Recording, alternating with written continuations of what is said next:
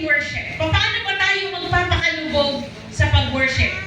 Paano tayo magbababad sa worship? Tingnan po natin. Ang una, ang ibig pong sabihin kasi ng immerse in worship ay worship beyond. Pagsamba ng higit sa nararapat. Pagsamba ng higit sa nakasanayan. Pagsamba ng higit sa iyong limitasyon. No? That is immerse in worship. It means worship beyond. Beyond what? Worship beyond necessity.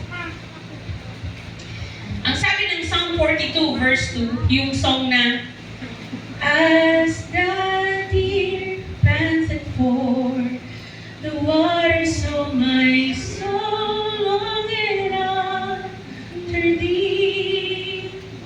Yung kantang yun, akala ko nun, ordinaryo lang. Kasi kanta pa po yun, ako ay hindi pa napasok ng elementary.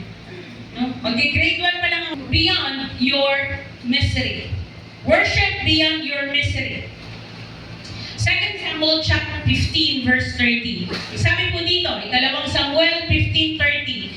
Si David ay umiiyak na umakyat sa bundok ng mga olibo.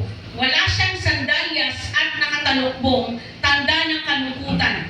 Lahat ng kasama niya ay nakatalukbong at umiiyak ding umakyat. So, si David ay worshiper.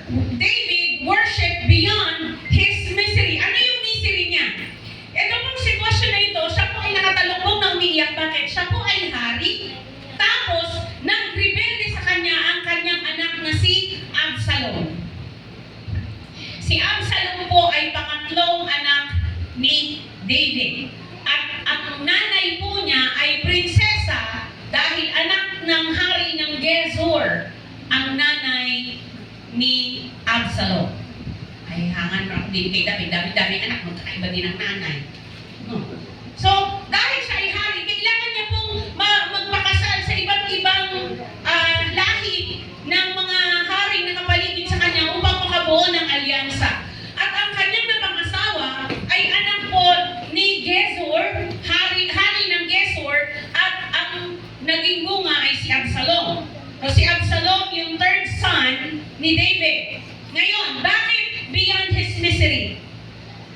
Si Absalom ang pinakamatikas na anak ni David. Si Absalom, kapag pisikal ang pag-uusapan, siya po ang pinaka-dignified at bagay na bagay gawing hari. Sa makatuwid, pagdating sa kalooban, si Absalom din po ang kapal-kapal ang dibdib. Bakit? Prinsipe ako, prinsesa nanay ko, hari tatay ko, hari lolo ko. So parang, ang pagdating sa royalty, doble-doble yung kanya. Patong-patong.